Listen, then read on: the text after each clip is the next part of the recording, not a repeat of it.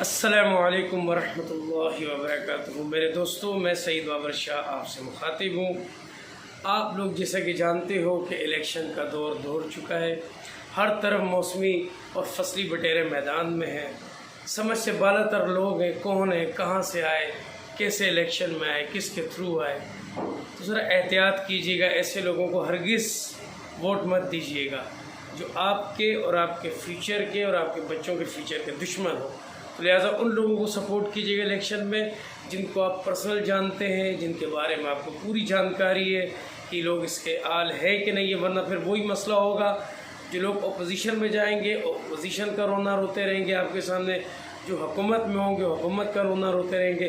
तो लिहाजा पढ़े लिखे, समझदार, होशियार और दर्द दिल रखने वाले लोगों को सपोर्ट कीजिएगा। इसी के साथ इजाज़त, अल्लाह हाफ़िज़।